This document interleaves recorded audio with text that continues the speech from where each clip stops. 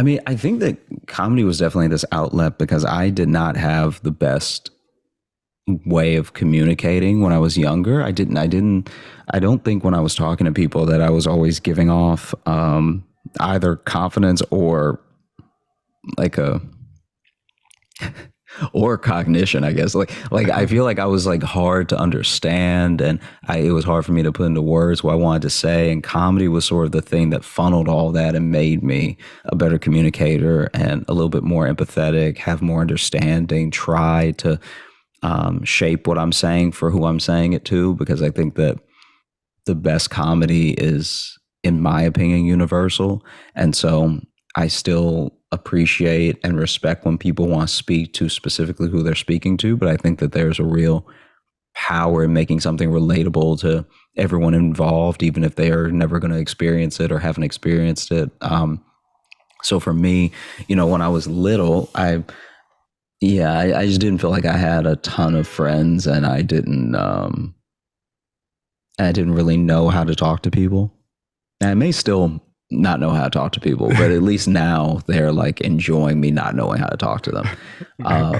And so, the whole project really rounds out and feels like it is such a great benchmark for where I'm about to go career wise. Cause the director is like my childhood friend. I went to Jacob Menacci with the concept early on, and he was the one that, not just directing, but in a producing role as well, sort of made sure that this vision of jumping from therapy to stand up was easy to communicate and was very clear and stuff like that. So I really couldn't have done the project without him. And I think that for the most part, I look back at childhood now and I feel like I had a great childhood in the sense of I always knew people loved me, and I always knew that there was a level of opportunity given to me that a lot of other people didn't have. I went to schools on scholarships. I got to meet people who would later help me in ways to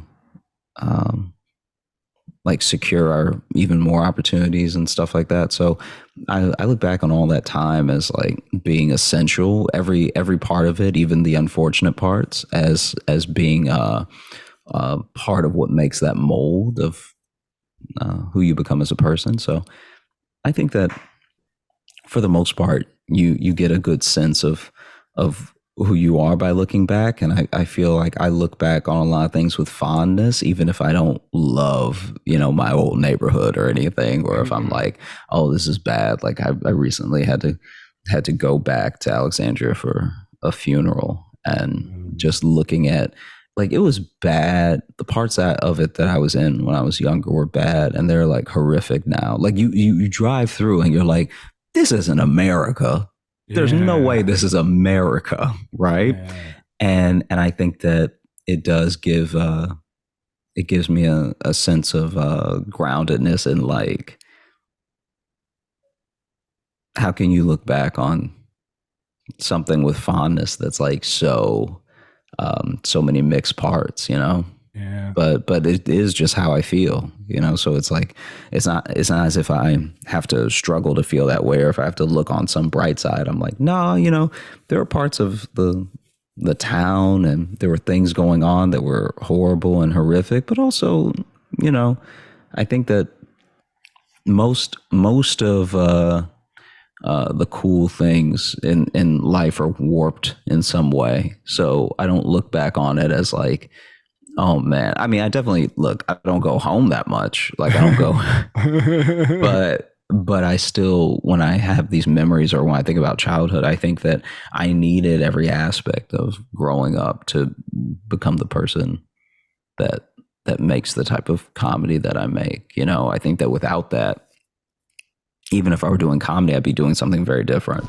This is the Knocking Doors Down podcast, featuring celebrities, experts, and everyday people who have overcome adversities, including addiction, mental health, and trauma, to live purposeful lives. And that's what Knocking Doors Down is all about.